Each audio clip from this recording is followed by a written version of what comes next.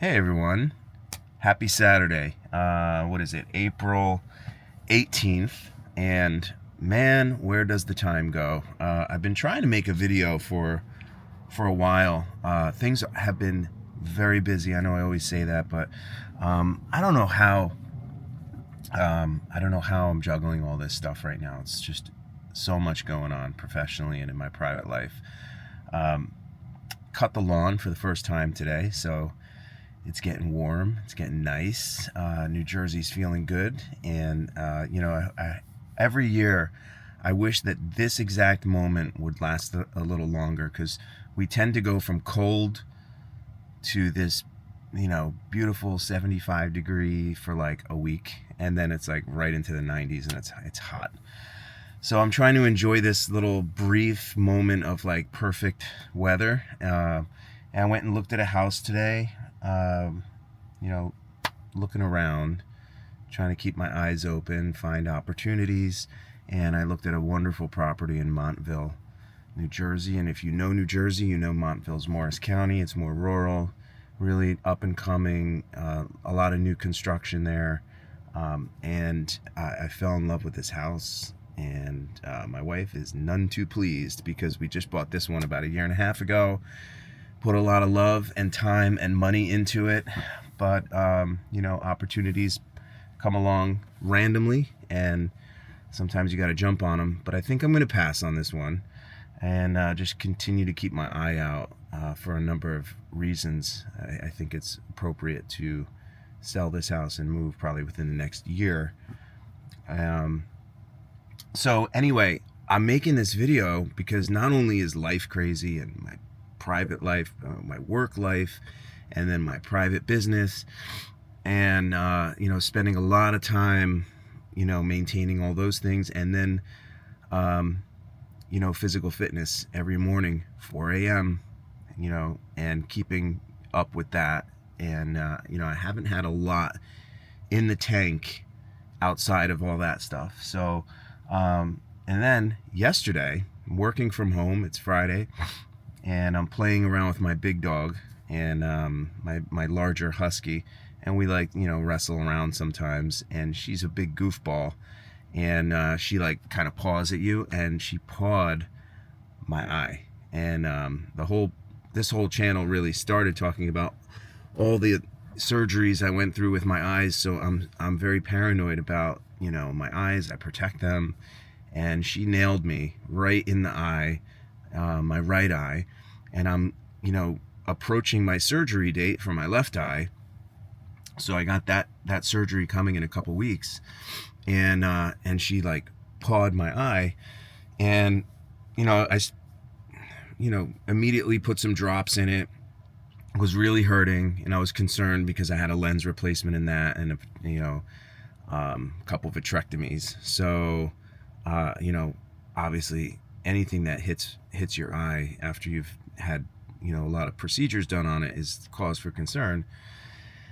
So I figured, what, it's just it was just irritated or whatever. I'm going to start my day, do my meetings, and I was in meetings till around 5 o'clock, and that's when it was really clear to me that there was some damage done.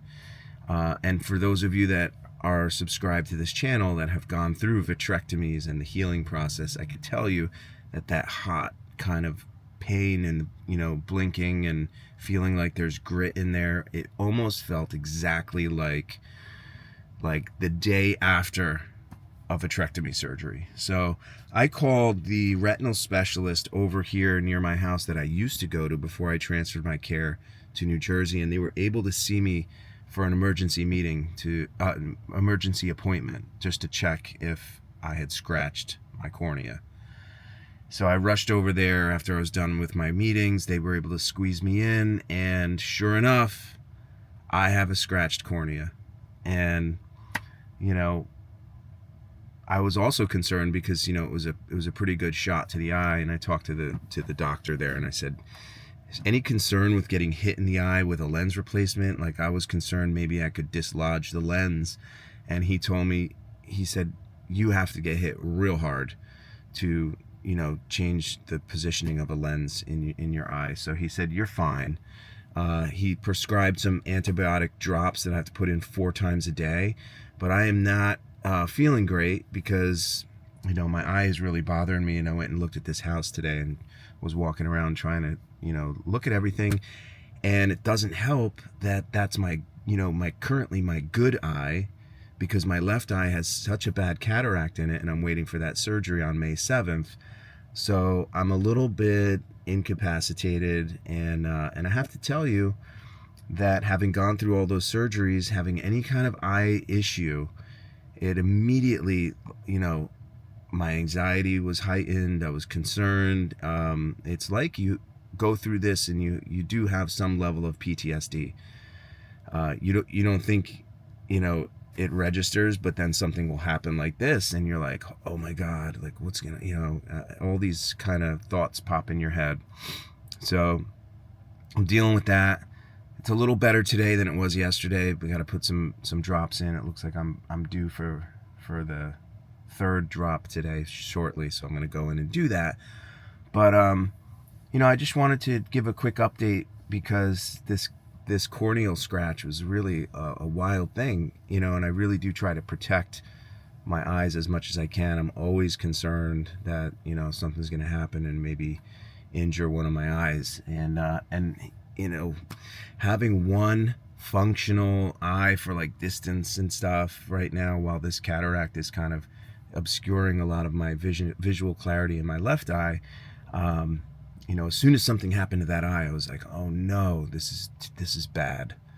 So fortunately, the doctor looked at it, gave me the all clear, said, do these drops for a while, but I should do a follow-up just to have them check and make sure that it healed fine.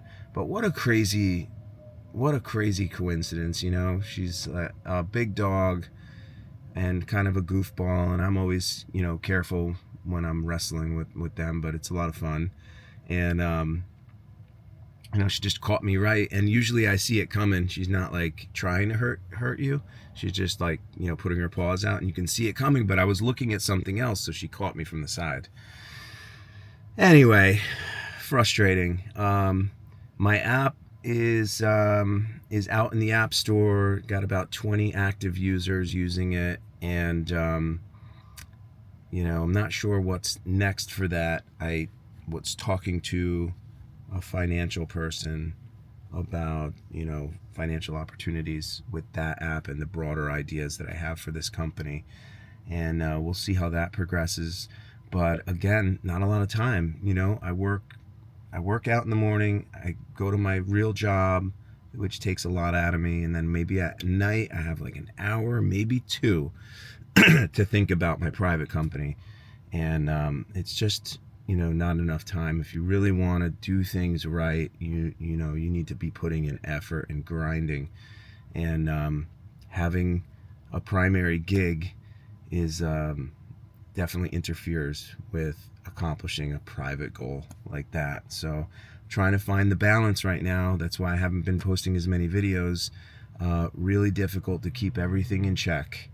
And I'm doing my best, and I have to say, I'm looking at my sleep scores because my bed tracks my sleep, and my watch I usually wear, and sleep scores are off, heart rate variability is off, my blood pressure is slightly elevated, which is never. So got to prioritize my health and my wellness over everything else. So usually, if something has to give, it's usually on the back end, at the end of the day. But I got to get the gym in, my job in. Those are the 2 priorities, and then family. When I'm done with work, and then any extra time has been this extra business and upskilling, making sure I'm staying on top of all the AI developments, which is a job in itself. I mean, it's moving at light speed, and I'm tracking multiple companies and their advancements and their new products. And it's like, if you don't pay attention to that sector, AI, for a couple of days. When you jump back in, you're like, holy crap, like 10 things major things have happened in the past 2 days and I missed it. So I try to like really stay on top of that. And fortunately, it's a big part of my job. So I'm able to stay on top of that for my primary job, which then translates to my personal life, staying on top of that for my private business, because I learn all this stuff, you know, because it's a big part of my primary job. So anyway, you could see I'm still in the truck, which means in my last video I said I might go into Tesla and buy a Model S Plaid before they disappeared. I did go into Tesla, that, you know, to get my snow tires taken off this truck, and I talked to the guy I know there, and I said, you know, hey, I'm thinking about, you know, maybe getting a Plaid before they disappear. And he, you know, he listened to me talk about how much I love the Plaid, and he said, well, I'm going to make this really easy for you. As soon as Elon tweeted that you can no longer configure a brand new Model S Plaid, within like 20 minutes, every Model S Plaid in the entire country was sold, like immediately. So I couldn't get one even if I wanted to.